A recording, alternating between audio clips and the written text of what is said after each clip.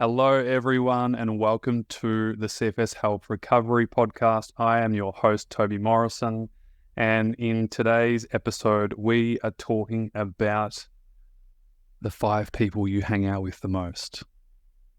And there's a little bit more coming to this.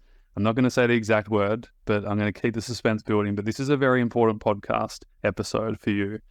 If you're at home and you're a little bit isolated, you feel like you're not surrounded by the right people, this episode is for you. Most people who are inside our program know this about me, but I'm a huge believer in proximity. As in, like, I will pay to be around people I want to be around. Not in a weird way of like going up to a stranger at a cafe and be like, can I pay you to hang out with me? Because that's really weird and creepy. What I mean is that there are certain people around the world that are doing something that maybe you would like to do. Maybe you want to be more like them. And maybe it's a coach, maybe it's an author, maybe it's a speaker, maybe it's an artist, who knows what it is for you. But I'm a huge believer in seeing that as an investment to help you get closer to more of what you want. And there's this quote, and let me just get it up just to make sure it's right. It's by Jim Rohn. And he says, "You are the average of the 5 people you spend the most time with." Why do you think that is? I think the reason that is because the more time we spend with people, the more behavior we're going to see and we're going to imitate. So there's a thing called modeling, and modeling, not in the sense of like a catwalk fashion thing. Okay. There's that kind of modeling. And then there's modeling where we literally model the behavior of the person that we're hanging out with. So you might find that if you're hanging out with a really quiet person, you might become more quiet. You might find that if you hang with a really loud person, you might have to talk louder too. Have you ever noticed that, energy creates energy? So whatever you're around, we usually model over time. I'm a huge believer in proximity, and I believe, this is just a personal view, that we invest in things that we want to be more like.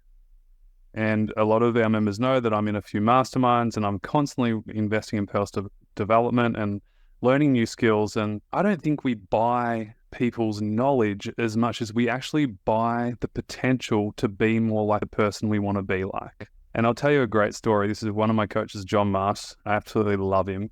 He's like my personal development coach, and he helps with CFS Health. He helps build this fantastic program and make it even better for our team and our members all the time. And when I first met John, he was so organized and I wasn't. This is years ago now, almost 3 or 4 years ago. And I wasn't an organized person. I was a great vision person. I could see the vision. I could see what I want to create in the world. But geez, I lacked organization. And even his content was so organized. And I'm going to tie this in. So I know right now this might not be making much sense to you, but just stay with me here. His content was very organized. The way he spoke was eloquent.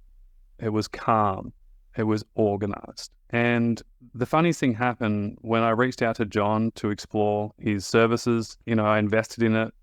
And about 6 months later or a year later, I realized what I was actually investing in was to become more organized like John. And the craziest thing happened is that I did become more organized like John. If you look at Toby Morrison in 2018, when I invested in John, to the 2023 version of Toby, totally different people. One was like super chaotic, loved spontaneous kind of things, but wasn't organized. Now, don't mind a bit of spontaneity, but love organization, love structure, love being organized and feeling organized.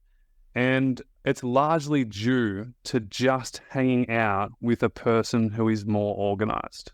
We pick up on their nature. We pick up on their energy. We pick up on the way they speak. We pick up on the way they act. And so I truly believe that we are the culmination of the 5 people that we hang out with the most. And this is why I'm really big on hanging out with people that you want to be like and you want to be closer to. And I'm big on not hanging out with people that you don't want to be like. You have to protect your energy. In a time that you don't have much energy, especially when you're going through chronic fatigue syndrome, you have to protect your energy. So if that means that you've got to cut away from negative people who are maybe just not in line with who you are anymore, it's time to let that friendship go, or at least change the dynamic of that friendship. I know when I was going through recovery, 15, 17, 18 years ago, I was hanging out with some not so good people. It wasn't conducive of health and well-being. And so I had to cut those friendships off. And of course, there's ways in which to do that in a healthy way. And we're not going to get into that today. That's a whole nother topic. But you must surround yourself with people who bring you up. Now, obviously, it's hard in your live environment. So in the suburb that you live, maybe there's the people that just aren't your jam. But we're so lucky with the internet these days that we can literally jump online. We can watch a video. You're doing it right now. You're bringing yourself closer to what you want more of. Now, just notice what you're paying attention to online. What groups are you in? What content are you consuming? What stuff are you seeing on the news, on your Facebook app, on your Instagram app? All of this really, really matters because we're literally getting information thrown at us every single day. Now, imagine if you were in a group that was just talking about all the negative things about chronic fatigue syndrome, how hard it is, how much it sucks, it's so unfair, I don't want to do this anymore. Oh, it's so exhausting. Now, what if you were in a group that said, hey, today I noticed when I did this, I actually felt a little bit better. Or, hey, even on hard days, this is what I've been doing and it's been really helpful for me. Oh my God, hey, did you see that story about this person who recovered from chronic fatigue syndrome after being sick for 10 years and now they're slowly getting better? How does that feel? Can you notice the difference between the two? And so, again, this comes back to that modeling of the behavior. What environment are we putting ourselves in? I think James Clear from Atomic Habits actually said it best. The fastest way to change habits isn't by the habit, it's by the environment of which the habit lives in. So even on a call last night, we had a coaching call with some of our members. One of the questions from our members, which was great, what are the 3 biggest game changers to create habits and stick to change? And I spoke, I gave them some little tips around organization, which is hilarious because 5 years ago, I definitely couldn't have done that. I wasn't qualified to give that kind of advice. I feel like I've got a bit more qualification these days. Although Ash, I feel like you're a whole nother level. And that's why you're the general manager and not me. But one thing I said to leave them with was leave success close to you. Leave success close to you. What does that mean? Well, if one of your goals is more flexibility, more mobility, more strength, more stamina, and you're doing a restorative movement program, it would be to leave the yoga mat in the lounge room, like out, not just rolled up in the corner, but out on the floor. It would be to have the healthy breakfast prepared and ready for you to wake up and see on the counter of your kitchen table. It would be to have the water sitting on the bench ready to be poured. It would be to have the clothes that you want to get out of your PJs and then put in when you have your shower and get ready for the day. It would be potentially, if you're in the online recovery program, to have the app as the first app you see on your phone when you wake up in the morning, not Instagram, not Facebook. In fact, one of our members is getting rid of social media. And I said, if you don't want to do a whole detox, you could just delete the app during the day. So my suggestion is delete Facebook and Instagram the night before. At least that way when you wake up in the morning, you can't go on it. You'll go and do your day. And then of course at 12 o'clock or 2 o'clock or 5 o'clock, then you can re-download the app. It doesn't cost you anything. Watch whatever you want to watch, scroll, do that chill out thing. And then that way you're still productive in the morning. Again, it's the environment in which you put yourself in. So I understand that some of you don't have the resources to invest in coaches or programs or things.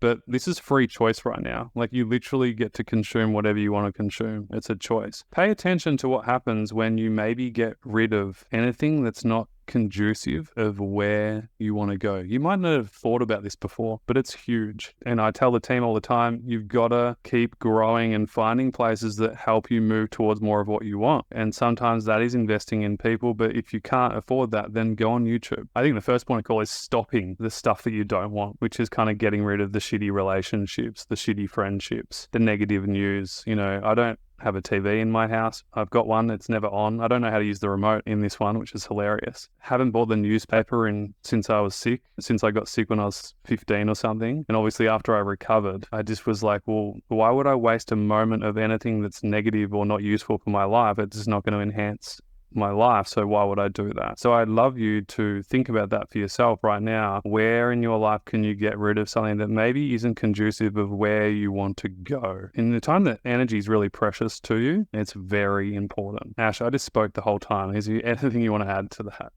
No, I think everything that you said is just so helpful because we really are consumed by so many things every second of the day. Even the music we listen to, the background noise. We might not even be watching the news. If it's still kind of there, it's still coming into our ears, you know. I remember being at a seminar many years ago, and it's an example that has always stuck with me as well.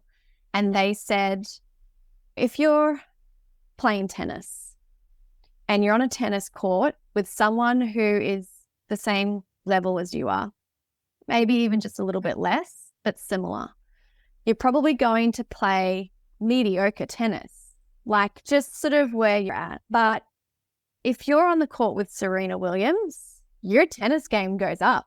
It's so funny you mentioned that because I used to play really good basketball against the best teams in Australia. But when we played really crappy teams, I just didn't play as good. No, because you have to level up. You just naturally do because you're being sort of pulled like a magnet. And that has always stuck with me in terms of who do you surround yourself by? Because it is magnetic in a way. You know, we're kind of like magnetic beings where we level up to the people that perhaps, or we level down, or we stay the same. So that's always been a really helpful metaphor that I probably think about multiple times a week, to be honest. Yeah, that's really cool. I love that. I think as we wrap up as well, there's a thing called lower standards. And this needs probably a whole hour on this because we've ran workshops inside our program just on this alone in our online retreats for our members. But we fall to the level of the lower standard that we hold for ourselves, just full stop. And so my question to you at home is, what lower standard are you setting yourself? Because if you just set yourself, well, this is just the way it is and this is just how it's going to be, well, of course, that's the level that you're going to fall to. But, you know, we notice over time that as you start to expand your mind, as you start to expand your thinking, you don't settle anymore and you raise your lower standard higher. A bit like Ash said about the Serena Williams tennis analogy, that was fantastic. It's the same thing. You're just raising your lower standard higher and going, well, I don't really want that anymore. I want this instead. And you change the game like that because all of a sudden your focus goes from something I don't want to something that I do want up here. And, you know, that is really powerful. Sending you a big bunch of love. Ash, thanks for doing this episode and we'll see you all very soon. All the best for now.